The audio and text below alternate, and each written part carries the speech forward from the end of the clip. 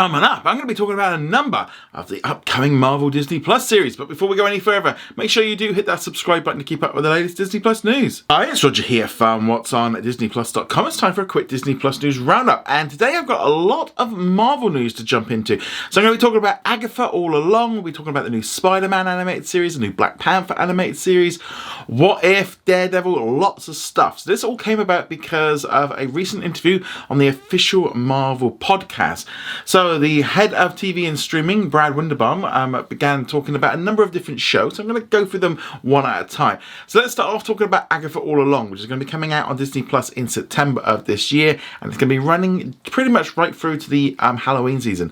And that's going to be a big part of what the show is about, because Brad went on to say it's really fun, but it's really scary and it's quite dramatic. Agatha is an amazing anti-hero, lures you in, but also has the fun of Halloween, and before you know it, you're crying too. Now, I think that kind of makes sense of kind of getting this one out around the Halloween season, you know, with witches and all the rest of it. It just seems like the perfect time to put this one out. So just nice to see them kind of confirming that. Hopefully we get some more information pretty soon. I wouldn't be at all surprised if we start seeing more announcements made at the upcoming D23 event in August, and also later this month at San Diego Comic-Con. There's going to be two different presentations. They might not all get the same announcements on each one, but Agatha, I would be very surprised if we didn't see a first teaser trailer at least this month, because with the Acolyte coming to a close, they're going to need to kind of get in the next big show, and that is it. I don't think it's going to be too long until we see this part of the series, but let us know. You're looking forward to Agatha? Let me know in the comments below. Let's now talk about What If. So the third season is set to be coming soon to Disney Plus. We don't know yet when. I'm gathering it's probably more likely going to be next year. We saw a little clip of it last year after the release of the season finale, the second season, but looks like this might be the final season, because kind of hinted that this is a trilogy and the story's kind of coming to an end. He went on to say, "It feels like the completion of a trilogy. It takes us to places that you'd never expect. It goes beyond the first two seasons in the exploration of the multiverse. It pulls in characters that are very unexpected and has what I think is an extremely moving and very fulfilling culmination for the watcher." Does kind of sound like they're sort of setting this one up to maybe come to a close after the third season. Now, on one hand, I think it makes sense, because I think this one's probably one of the more expensive shows to make, because they're getting all the big Hollywood stars, and that's obviously going to increase the costs of making it compared to doing it elsewhere. But I think like What If is a show that could keep running and running, because I've been a fan of this comic book series, well, way back since the 90s. I always liked this one because it was something like I could always feel like I could walk into the comic book store in my city and pick up an issue, and it didn't make any difference if I read anything else. You just kind of do it. And I always was kind of drawn to these one-shots. And I think that's what this series probably could do with just, you know, they put out, a summer one, and then they put out one in the, Halloween time, put out a Christmas one. They could just randomly put these out rather than having these big full series and stuff. So I hope that's something that they could do. But I do get the feeling that I think the third season probably going to be the end of it, but also this might tie into the end really of the multiverse saga. Maybe they just want to feel like they want to put this behind them when they do the next big Avengers movies. But let us know, would you like to see any more seasons after the third one, or do you think it might be right to close it at the end of the third? Love to hear your thoughts on this in the comments below. Brad also gave an update on the brand new Eyes of Wakanda series. Now this one also is set to probably arrive on Disney Plus later this year. I'm still a little bit iffy whether or not all of this stuff's actually going to arrive when it's supposed to, because we've got Agatha sort of September, October, and with your friendly neighborhood Spider-Man then maybe dropping November, December. I think Eyes of Wakanda, I don't know. I just don't sure if they need to get this one out yet.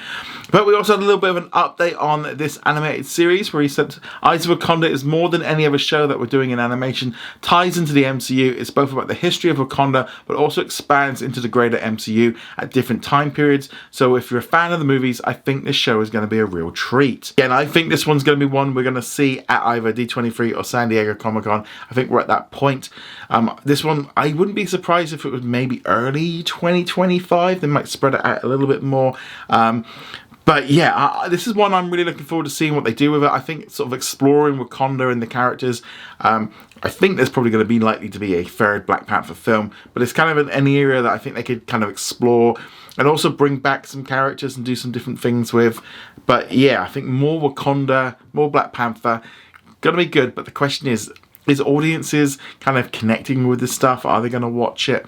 I don't know, but I'm looking forward to watching it. What about you? Let me know in the comments below. Shifting gears now, let's now talk about Your Friendly Neighbourhood Spider-Man. This was formerly known as Spider-Man Freshman Year, and this is a series which takes us back to Peter Parker at high school when he first kind of becomes Spider-Man. And this series is supposed to arrive later this year. This one's kind of looking maybe around about November time. So this one's kind of going back very basic in terms of what it's going to be looking at. But we've also got a little bit of an update. He said there are twists and turns in the show that are amazing, but the real power is the ensemble, is the Neighbourhood. I'm not going to lie, this series is going to be, I think it's going to be weird to see what they do with it. And somehow, I think with Spider-Man going back to high school, it kind of needs to be played maybe for a younger audience. But also, I don't know, there's been some incredible Spider-Man series, so this one's got a lot to live up to. The art style at the minute is kind of like, I don't know, like 50s, 60s style. Not sure on it. This one's, I definitely got a big question mark over this one's going to hit or not. We're just going to have to wait and see. Hopefully, again, we get an update on this one pretty soon at San Diego or at D23. Let's now talk about Daredevil Born Again. So this series is supposed to arrive on Disney Plus next year. It was supposed to come this year. It had been delayed because of all the strikes, and then they basically brought in a new creative team. They've made it and kind of gone back to what the original series was from the Netflix run, and really kind of leaned in on that, and Brad kind of explained a little bit more detail. Well, Daredevil is incredible. It's similar in some ways to X-Men 97 because it's reviving something that the fans love, but it's also taking it in a new direction. These characters have matured, the universe is different than it was, things have changed, society has changed, Matt and Wilson have changed, and their characters are going to collide in ways we've never seen before. It is no longer just enough just to try and murder each other. There's a whole game of politics at play, and I think the key thing there is politics. I think we're going to see the whole storyline that they've done in the comic books with the Kingpin becoming the mayor. They teased that at the end of Echo. I think that's where they're going to go. And obviously the characters have moved on a lot. You know, it's been, I mean, we've seen these ones popping up in other shows and stuff, but I want to really get in on the grittiness of it. Also, you know, they've gone through the blip and just all of this. So I think it's going to be interesting to see how all this comes together. Hopefully, again, we get an update on this pretty soon. But again, coming next year on Disney+. But let us know what you think of not just the Daredevil news, but all of this in the comments below. Let's now jump into the question of the day, and this one is a pretty interesting one. Moody asks, do you think it's fair that Disney to judge a show's performance and cancel it just based on the US? For example, Not Dead Yet was cancelled, but now only season 2 is being released around the world. Shouldn't they wait and see how it does internationally before they decide to cancel it? Now, I definitely feel this is something that Disney is very bad at in terms of they often seem to be, especially, I don't know so much with Disney Plus and like the major originals, but with like the ABC and the FX and the National Geographic front, they are so focused on the linear channels in the US, and that's kind of their base and what they're used to and their focus, that the international side of Disney Plus, in all honesty, sometimes just feels like an afterthought and something that they're not even focused on. They're just kind of still focusing on how well it does in the US, what it does there, and if it doesn't do well there, they just dump it. As you said, Not Dead Yet was cancelled even before the second season even arrived. It only arrived this week in the UK. And this happens a lot where shows kind of get cancelled, and by the time they come out here, it's just like, is there really any point in watching it? And I've done that with quite a few shows where recently there was, I'm just trying to think, there was a show that dropped. And yeah, I was about 2-3 episodes in. It was still being released week, and I was like, sod it, I'm not going to bother anymore. And yeah, this is a problem. I do think Disney just they don't view international audiences in the same way. It's still very, very focused on the US.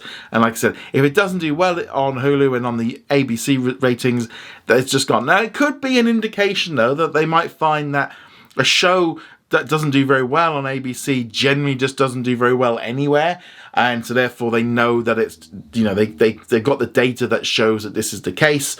But obviously it does show that, you know, sometimes maybe a show could blow up internationally and is a lot more popular and worth doing, but I don't know, it just feels very, very US centric, and it is annoying, and especially for those of us outside the US, you know. where we get shows after they've been cancelled, or maybe it's popular enough, but the question is, are they getting enough money from it, from advertising revenue? It's not like the days where they used to be able to sell it.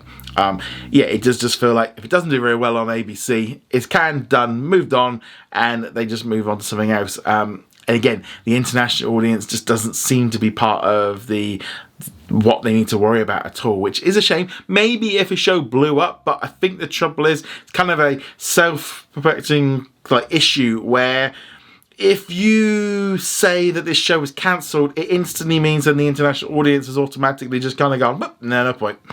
It's self-fulfilling prophecy. It just doesn't, it kind of counteracts it. They kind of told us that it's not very good before we've even seen it. So I think that's the kind of thing. But let us know what you think of this. Do you think they do it too early? Do they not? I'd love to hear your thoughts on this. If you've got a great question, drop it in there, and if it's cool, I will pick it out for tomorrow's question of the day.